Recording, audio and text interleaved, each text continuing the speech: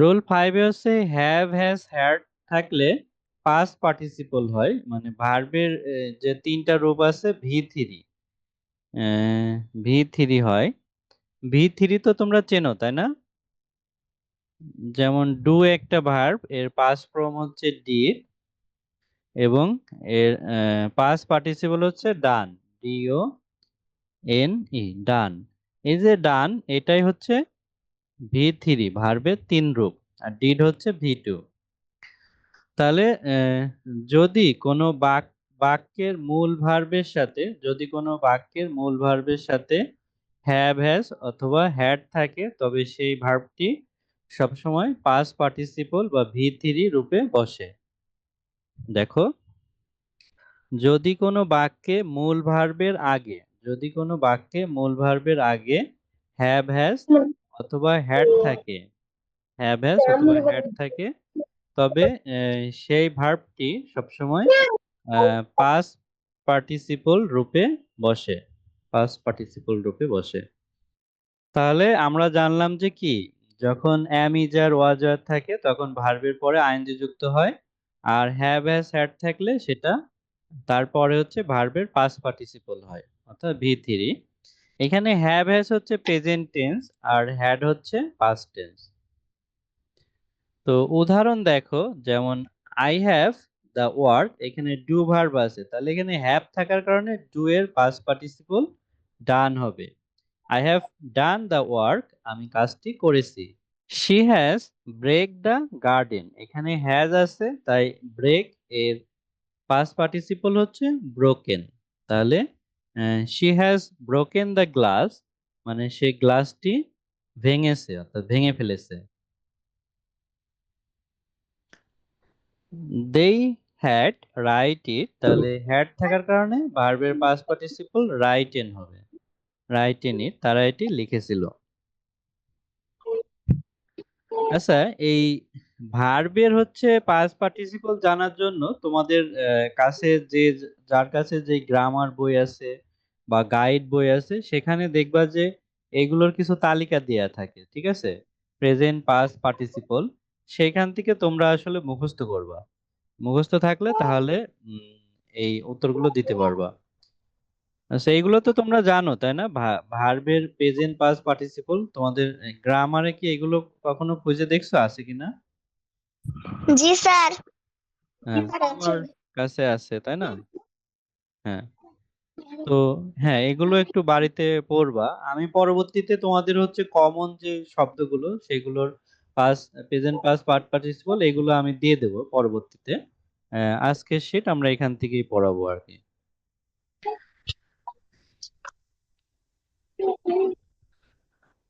আচ্ছা, কেউ একজন বলো তো, যে আমরা আগে যেগুলো পড়াইছি সেখান থেকে জিজ্ঞেস করছি। মনে করো যে মানে চিরন্তন সত্য বা অভ্যাসগত কাজ থাকলে কোন টেন্স হয় বলো তো? সবাই পারলে সবাই একসাথে বলো। কি টেন্স? না না, পার্টিসিপল টেন্স হয় না তো। হ্যাঁ, হ্যাঁ, প্রেজেন্ট ইনডিফিনাইট টেন্স, এটা ঠিক। মানে চিরন্তন সত্য বা অভ্যাসগত কাজ, এগুলো বোঝাইলে প্রেজেন্ট ইনডিফিনিট টেন্স হয়। আহ, আচ্ছা, am is are was were এইগুলো থাকলে ভার্বের সাথে কি যুক্ত হয় বলো তো? আইএনজি। ভার্বের সাথে আইএনজি যুক্ত হয়। হ্যাঁ। আর হচ্ছে হ্যাভ হ্যাভ হ্যাজ হ্যাড এগুলো থাকলে ভার্বের কি রূপ হয়? Past participle. হ্যাঁ, হ্যাভ হ্যাজ হ্যাড এগুলো থাকলে ভার্বের পাস্ট পার্টিসিপল হয়। আচ্ছা, আর ওই যে আমাদের কিছু ওয়ার্ড ছিল, আহ, এই যে রুল নম্বর হচ্ছে 3-তে আমরা কিছু শব্দ পড়িয়েছিলাম, এগুলো কি মনে আছে কারোর? না দেখে বলতে পারবা? বলো তো একজন। স্যার অলওয়েজ সব হুম সময়, হুম এভরিডে প্রতিদিন, ডেইলি দৈনিক, হুম সামটাইমস মাঝে মাঝে, হুম হ্যাঁ, এই শব্দগুলো থাকলে কোন টেন্স হয়? Present present indefinite. Indefinite, present indefinite tense হয়। অর্থাৎ আর কেউ বলতে পারবা না দেখে শব্দগুলো?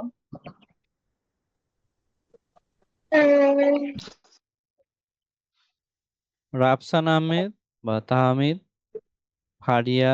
হি স্যার, এই হ্যাঁ, রুল থ্রির হচ্ছে শব্দগুলো বলতে পারবা যে শব্দগুলো থাকলে প্রেজেন্ট ইনডিফিনিট টেন্স হয়?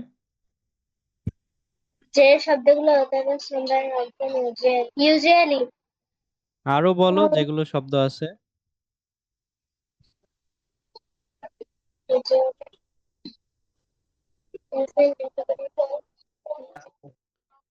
এমডি বাইজিত বলতে পারবা বা এ আল মাহমুদ? বলতে পারছি। ও বাইজিত তো বলেছে, হ্যাঁ ঠিক আছে।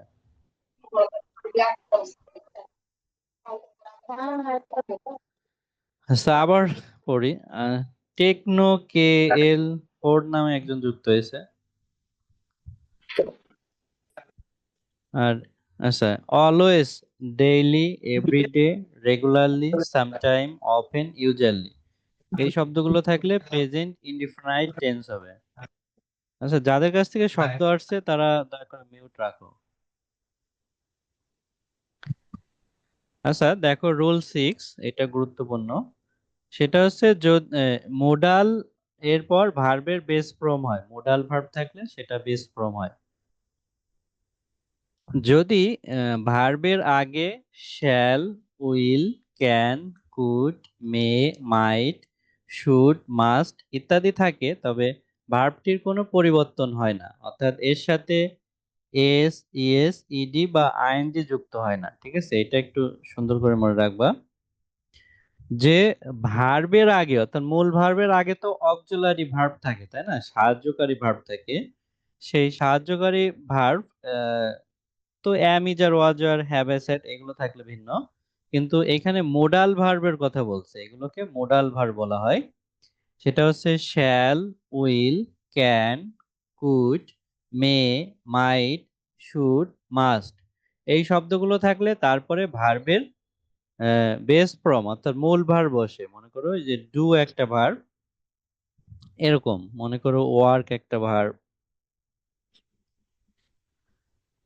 এইগুলো বসে। তো এর সাথে কখনো এস, ইএস, ইডি বা আইএনজি যুক্ত হয় না। আচ্ছা, এই রুলটা তো তোমার সবার কাছে ক্লিয়ার, তাই না? কি বলা হয়েছে এটা ক্লিয়ার সবার কাছে? আনমিউট করে কথা বলতে পারো। স্যার, জি স্যার। হ্যাঁ, আমরা উদাহরণ দেখব। যেমন দেখো, আই শ্যাল ড্রিঙ্ক ওয়াটার, আমি পানি পান করব। তো এই শ্যাল হচ্ছে মোডাল ভার্ব, এই কারণে এই ড্রিঙ্ক, ড্রিঙ্কই থাকবে। হ্যাঁ, এর এর সাথে এস, ইএস, ইডি বা আইএনজি যুক্ত হবে না। দে ক্যান হেল্প মি, তারা আমাকে সাহায্য করতে পারে। এই ক্যান মোডাল ভার্ব থাকার কারণে হেল্প, হেল্পই থাকবে, হেল্পই থাকবে।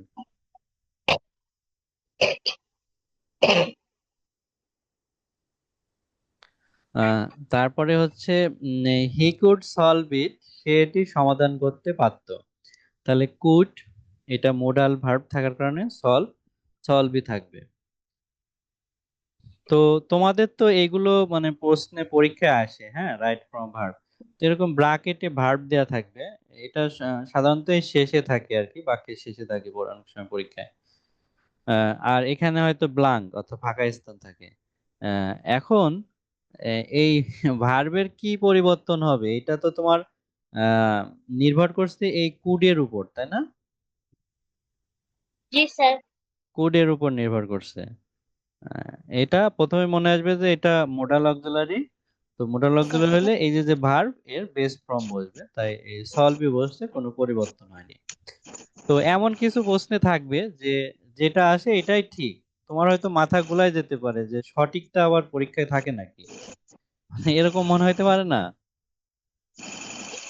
মানে এখানে সলভ আছে, উত্তরেও সলভ, কোনো কিছু পরিবর্তন করতে হচ্ছে না, যা আছে এই বাক্য প্রশ্ন উত্তরপত্রে লিখে দিলে তুমি নাম্বার পেয়ে যাচ্ছ, মানে ফুল মার্ক পেয়ে যাচ্ছ। কিন্তু তোমার তো মনে পরীক্ষার হলে তো কনফিউজ আসবে, তাই না? যে সলভ যা দিল তাই হবে কিনা, এটা পরিবর্তন হবে কিনা। কিন্তু তুমি যদি নিয়মগুলো পড়ে রাখো তাহলে এই কনফিউজ হবে না, তাহলে কনফিউজ বাদে তুমি উত্তর দিতে পারবা। এই মোডাল অক্সিলারি গুলো কেউ একজন পড়ো তো দেখি, মানে এই নিয়মটাই, এই রুলটা একটু পড়ো তো একজন, হ্যান্ড রাইজ করতে পারো যে করবে। হ্যাঁ, তুবা পড়ো তো। যদি ভার্বের আগে আমি আচ্ছা, পড়ছে একজন, হ্যাঁ পড়ো। যদি ভার্বের আগে shall, will, can, could, may, might, should, must ইত্যাদি থাকে তবে ভার্বটির কোনো পরিবর্তন হয় না, অর্থাৎ এর সাথে এস বা ইএস বা ইডি বা আইএনজি কিছুই যুক্ত হবে না। হ্যাঁ, আচ্ছা রাফসান আহমেদ পড়ো তো, হ্যান্ড রাইজ করেছিল। যদি ভার্বের আগে shall, will, can, could, may, might, should, must ইত্যাদি থাকে তবে ভার্বটির কোনো পরিবর্তন হয় না, অর্থাৎ এর সাথে এস, ইএস, ইডি, আইএনজি কিছুই যুক্ত হবে না। হ্যাঁ, আচ্ছা আল আল মাহমুদ পড়ো। যদি ভার্ব এর আগে shall, will, can, could, may, might, should, must ইত্যাদি থাকে তবে ভার্বটির কোনো পরিবর্তন হয় না, অর্থাৎ এর সাথে এস বা ইএস বা ইডি ইডি। বা আইএনজি কিছু যুক্ত হবে না। হ্যাঁ, আচ্ছা ফারিয়া পড়ো তো, ফারিয়া। যদি ভার্বের আগে shall, will, can, could, might, should, must ইত্যাদি মে, থাকে তবে মাইট, শুড, মাস্ট। মে, মাইট এটা উচ্চারণ ঠিকভাবে করতে পারোনি। may, might should. ইত্যাদি থাকে হ্যাঁ, ভার্বটির কোনো পরিবর্তন হয় না, অর্থাৎ এর সাথে এস, ইএস, ইডি, আইএনজি হবে না। আচ্ছা ঠিক আছে, সবাই কথা বলার চেষ্টা করবা। আহ শুধু অল্প কয়েকজনই কথা বলো। তো হ্যান্ড রাইজ অপশনটা দেখবা যে নিচে আছে, মানে হ্যান্ড রাইজ করলে আমি বুঝতে পারি যে তোমরা কথা বলতে চাও।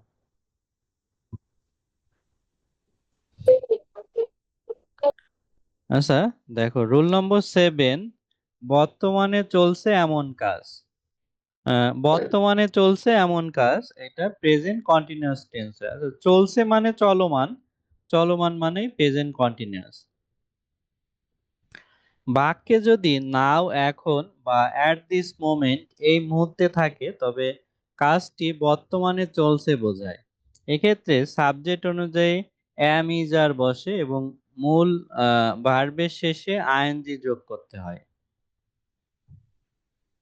তাহলে দেখো, বাক্যে যদি নাও, এখন বা অ্যাট দিস মোমেন্ট এই মুহূর্তে থাকে তবে কাজটি বর্তমানে চলছে বোঝায়। তাহলে এই দুইটা শব্দ আমাদের একটু মনে রাখতে হবে, যে নাও আর অ্যাট দিস মোমেন্ট এই দুইটা শব্দ থাকলে প্রেজেন্ট কন্টিনিউয়াস টেন্স হবে। প্রেজেন্ট কন্টিনিউয়াস মানে অ্যাম, ইজ, আর এরপরে আহ, তো দেখো, অপূর্ব রিড নাও, অর্থাৎ অপূর্ব, অপূর্ব রিড, শুধু রিড শব্দটা আছে, নাও আছে। এখন তোমাদের মনে হতে পারে যে রিডের সাথে এস যুক্ত করলেও হয়, বা রিডের হচ্ছে তিনটা ভার্ব, হ্যাঁ রিড, রিড, রিড, রিডস বুক, এস যুক্ত করলে হয়, কিন্তু বিষয়টা তা না। শুধু এস যুক্ত করলে প্রেজেন্ট ইনডিফিনিট টেন্স, কিন্তু এখানে যে নাও শব্দটা থাকার কারণে এটা প্রেজেন্ট ইনডিফিনিট হবে না, এটা হবে কন্টিনিউয়াস। তাহলে কন্টিনিউয়াস এর স্ট্রাকচার এইটা, অ্যাম, ইজ, আর এরপরে ভার্বের সাথে আইএনজি আর কি। অপূর্ব এখন পড়ছে, এই যে they play at this moment, এই যে অ্যাট দিস মোমেন্ট আছে, এই কারণে এটা কন্টিনিউয়াস টেন্স হবে। আর প্লেইং, প্লের সাথে আইএনজি, তাহলে তারা এই মুহূর্তে খেলছে। তারপরে আই রাইট নাও, এই যে নাও শব্দটা আছে, তাহলে আই অ্যাম রাইটিং নাও। আচ্ছা, এখানে যে অপূর্বর পরে ইজ, দেই এর পরে আই, আই এর পরে এম, এগুলো ভিন্ন ভিন্ন বসছে কেন, এটা কি বুঝতে পারছো তোমরা? জি স্যার। হ্যাঁ, অর্থাৎ ই সি ইট বা নাম থাকলে ইজ হয়, প্লুরাল ফর্ম হলে সেটা আর হয়, আর আই এর পরে সবসময় এম বসে আর কি, আয়ের পরে সবসময় এম বসে। তারপরে রুল 8, আচ্ছা আজকে এই রুল 8 পর্যন্ত পড়াবো। রুল 8 পর্যন্ত পড়াবো। সবেমাত্র শেষ হওয়া কাজ, সবেমাত্র শেষ হওয়া কাজ, present perfect tense. Present perfect tense হইলে বাক্যে যদি just, just now, already, yet, ever, lately, recently ইত্যাদি থাকে তবে সেটি প্রেজেন্ট পারফেক্ট টেন্স হয়। এক্ষেত্রে সাবজেক্ট অনুযায়ী হ্যাভ, হ্যাজ বসে এবং ভার্বের পাস্ট পার্টিসিপল বা ভি3 হয়। অর্থাৎ এই প্রেজেন্ট পারফেক্ট টেন্সের স্ট্রাকচারই হচ্ছে হ্যাভ হ্যাজ। যদিও তোমাদের টেন্স পড়ানো হয়নি, টেন্সের একটা শীট আছে আমার কাছে, টেন্স পড়িয়ে আসার পরে এগুলো পড়ানো ঠিক ছিল। তো আমরা এই রাইট ফর্ম ভার্ব পড়াচ্ছি কারণ তোমাদের অনেকে হয়তো পরীক্ষার সামনে, ওই জন্য এই পরীক্ষা হচ্ছে রাইট ফর্ম ভার্বটাই আসে, টেন্স আসে না। কিন্তু রাইট ফর্ম স্যার, ভার্ব শিখতে গেলে টেন্স প্রয়োজন। হ্যাঁ বলো। বাটারের বাংলা অর্থ কি? বাটারের বাট মানে কিন্তু, জি স্যার। আহ, আর পারফেক্ট মানেই হচ্ছে ভি3। এখানে তাহলে মানে এই এর আগে কিন্তু আমাদের নাও ছিল তাই না? শুধু নাও থাকলে কোন টেন্স হয় বলো তো? হ্যাঁ, তো বা বলতে পারছে যে শুধু নাও থাকলে প্রেজেন্ট কন্টিনিউয়াস টেন্স হয়, কিন্তু যদি জাস্ট নাও থাকে সেক্ষেত্রে প্রেজেন্ট পারফেক্ট টেন্স। তো আমরা কিছু উদাহরণ দেখি।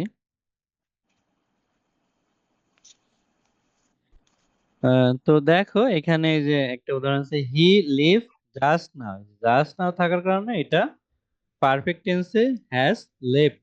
এই লিভ ভার্বের পাস্ট পার্টিসিপল অর্থাৎ ভি3 হচ্ছে লেফট, সে এইমাত্র চলে গেছে। I not see him recently, এখানে হ্যাভ নট সিন হবে, এই সি ভার্ব পরিবর্তন হয়ে সিন হয়েছে, আমি সম্প্রতি তাকে দেখিনি।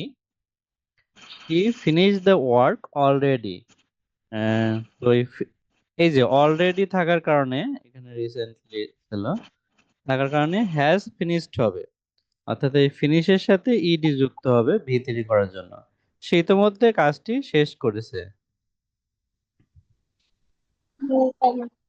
আচ্ছা, এই কয়টা উদাহরণই। আচ্ছা আজকে তাহলে আমাদের পড়া থাকবে হচ্ছে রুল 5 থেকে 5, 6, 7, 8। আমাদের রুল হচ্ছে 5, 6, 7, 8, এই 4টা রুল পড়া থাকবে, ঠিক আছে? তোমরা মুখস্থ করে এই রুলগুলো এবং স্যার, 2টা করে উদাহরণ লিখবে। হ্যাঁ বলো।